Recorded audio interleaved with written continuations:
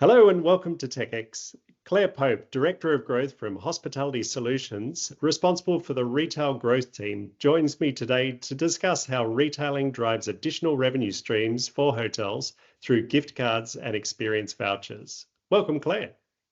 Thank you, Matthew. Good to be here today. So, Claire, what are some of the challenges of hotels coming on board with gift cards and experience vouchers? I think first of all, I just wanted to give a little bit of information on the size of the prize, really. The gift card market is huge and it's ever growing. For 2026, it's forecast to be 1.76 billion. So there's a lot of revenue out there for all the hotels. Also, it is kind of top of consumers' wish lists, with 1 in 2 consumers saying they would prefer to have a gift card over a physical actual present. The challenges we have, though, with hotels at the moment is some of the hotels are totally on board and see the total revenue picture, whereas other hotels are a little bit still more traditional, just thinking about rooms when there is a lot of opportunity to be had beyond the room. We also have hotels that totally understand that there is a lot of extra revenue to be had from gift cards, vouchers, and products, but they don't know how to move forward. They don't know which products to use, and they don't have the expertise in-house for the marketing and merchandising, which we can definitely help with.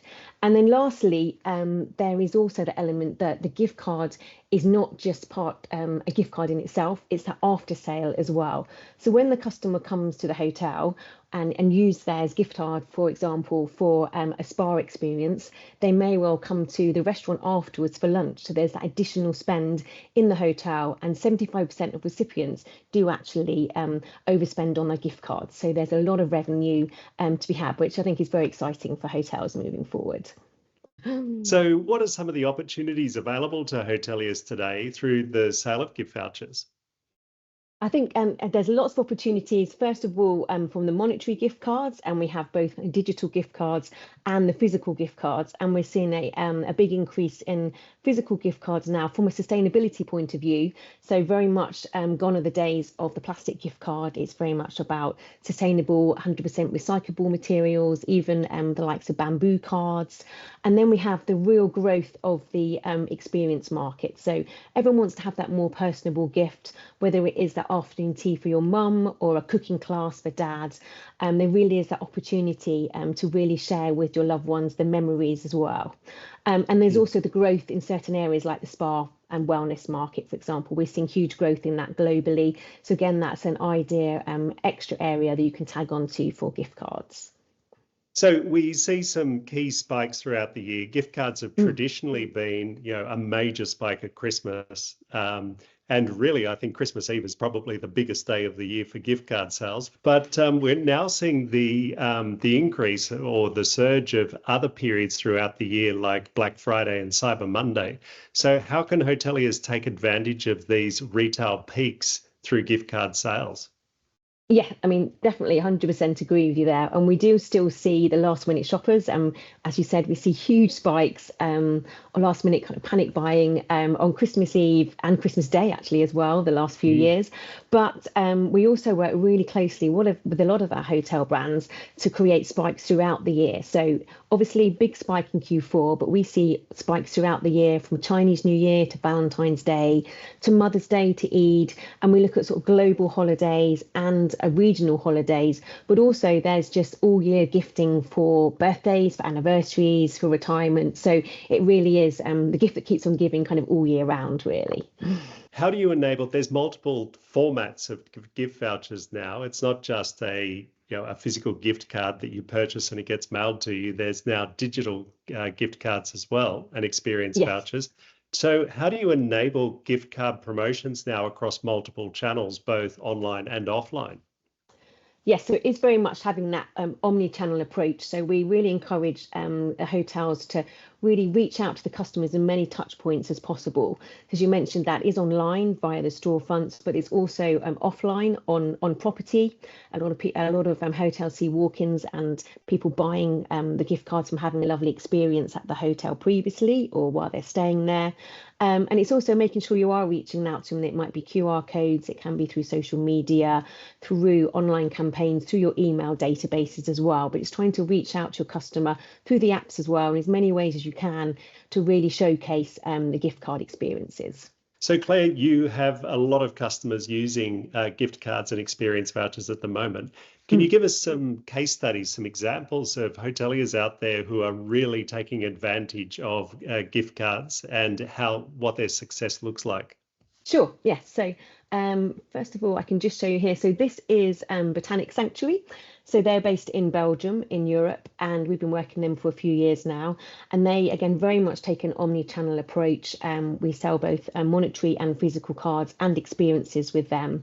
And again, we sell them online and offline. And as well as having a holistic approach with their gift card sales, they've also done a lot of tactical campaigns, such as the bonus card campaign, which we ran in Mother's Day this year, whereby the purchaser and the recipient both receive a gift card. So if I was to buy a £500 gift card for my mum, I would receive a £50 one back. So that just creates more noise.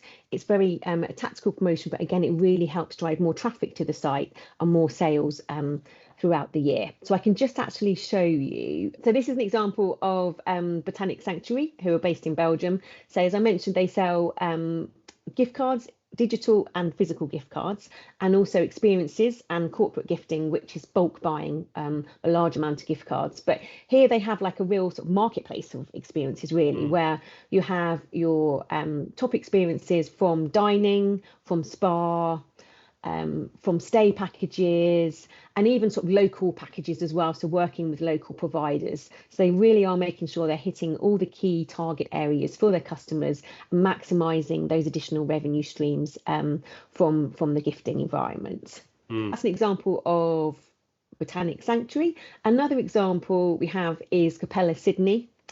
Again, this is a hotel that's opened over the last few years. Has been very much a flagship hotel in Sydney and has done very well and has very strong sales, both starting off with digital gift cards, then moving to physical and also experiences as well. They've seen really good increase in sales last year and are showing excellent results for this year as well. And it's great that they really do, again, follow that omni-channel approach and really trying to target customers from as many different touch points as they can. So again, they offer gift cards, they offer a different variety of experiences split out by dining and that ever-increasing wellness market, as well as corporate gifting. And you can see here, this is just for their physical gift card. As I mentioned, we have seen an increase in physical gift cards post-COVID. You have the digital option, which is excellent and great for last minute shoppers as well, straight into your inbox automatically. But this is quite nice, especially when you're doing a higher purchase and you have a higher ticket value, someone to receive something tangible in the post for them. Okay, so how does that work? The purchaser goes online, purchases the gift voucher, and then what happens? Then what happens is that will then come into our back end system, and then that will be sent out by our team to the purchaser. And you can decide for the digital gift card, you can decide if you want to schedule it. So if you wanted it, for example, straight away or automatically, if you wanted it on Christmas Eve or you wanted it on your friend's birthday, you can actually put the date in, and then that will be scheduled to that date as well. And then for the physical, fantastic. You can then, depending on the brand, you can it depends if you want it sent sort of straight away, if you want it overnight. You have various delivery options as well in order to ensure that arrives on time. So it is very flexible, and it does give the customer a variety of options to really make sure that their loved one receives that gift card in the correct format for them. Fantastic. So you could schedule all your family's birthdays a year in advance. You could if you're really organised. That's a very good idea, actually. And that's what I need to do. Yeah, that's it. And we do see previously we've seen all the customers very organised, and we start to see the Christmas cards are coming in, for example, for that big peak of the year, will come in from the middle of October that haven't scheduled. But then you do also see, as you've mentioned, we do have customers that schedule a couple of cards in advance, so they are very organised, which is great. So this is another one of our luxury brands who has really taken on board our sort of omni-channel advice and approach. They really wanted to grow their experiences because, as I've mentioned, it is a growing market. So they have really focused their efforts on that and seen great returns off the back of running an omni-channel marketing approach, both on property and online, and running sort of tactical campaigns on property with QR codes, and then digital campaigns, and also those bonus card campaigns that I mentioned earlier as well. So by putting it all together, you really can maximize your efforts and the additional revenue stream for the gift card initially, but then also for the hotel in general when they come to redeem and spend extra once they come to your hotel. Sure. And then lastly, just really here, just some top tips on different types of experiences. I often get asked, what are the top experiences? And we're quite lucky because we work at lots of different hotels. We see trends across the board from a global and a regional point of view. And what works, for example, in Europe may not be the number one experience in Asia, for example. So we can work with the hotels to really tweak and make sure they maximize their revenue opportunities. But there's also a real split we find between kind of city destination hotels and resort destination. So city hotels, it's really important to not just think about your guests, but also really think about the local visits as well. So people, the locals that come in, they might come in for a spa or for afternoon tea, or you might get day trippers coming, and people just having that extra local treat. So it does give you that kind of wider net really, and lots of more opportunities. Whereas for the resorts, it's really important to use your internal guest communication. So look at your email databases, really highlighting the USPs from your location and the destination and the real strengths of the hotel to showcase the experiences that you could sell. And might be a little bit different. We have yoga retreats, we have boating trips, we have all sorts of things that happen and are very unique to resort hotels, which are great again as a gifting experience. So one thing that comes to mind is that this really is about returning a hotel and its facilities into a retail transaction. Yes. So if you think you were just talking about gift vouchers for locals for lunch and afternoon tea and spa days, that really is taking a package that has a fixed value and transacting it online as a retail transaction. Exactly. Rather than booking a room and then adding, the additional facilities, or waiting until you booking the table and then waiting till you arrive to work out what the value of that dining experience is going to be. Exactly. That's exactly what it is. We just see that as an extra e-commerce or retail transaction. And that's where the hotels that are seeing that and are jumping on, and we have a lot of hotels that have been very successful and a lot coming on board now are really reaping the rewards from that. Because as I mentioned, it's not just about the rooms, there's so much more. We know that the travel market moves very quickly. As I mentioned, we have wellness, we have personalization, not obviously forgetting AI coming into it. From a digital marketing point of view, we have a lot of our clients now using PMAX campaigns, which are great just to really target more using AI for their Google ads across all the platforms. So there's lots of opportunities there, but it is very much if the hotels and brands don't know how to move forward, then we're here to help those. But we would 100% recommend everyone to look at this as that additional revenue stream and to take the opportunities available to them moving forward from the retail environment. For sure. And I think the price point is interesting as well, because those retail transactions through those gift vouchers tend to be a lower value than, say, a multi-day overnight stay. The propensity for sale is probably much higher on a lower value transaction than trying to retail a much higher value transaction. Exactly. Yes, exactly. So we'd have more of them being sold, as you said, for example, if an afternoon tea at, like, I don't know, $80-$90 is obviously a lot cheaper than a room stay. So there's more opportunity, and it widens the target audience who could actually purchase that. And I say once they've had that, you often get the repeat business as well, which is a lot easier than getting the repeat business from those larger transaction of the rooms.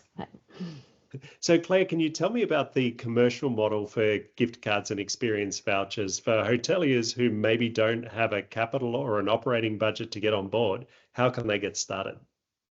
Sure, definitely. Well, I think there's some key factors you can do if you don't have any budget.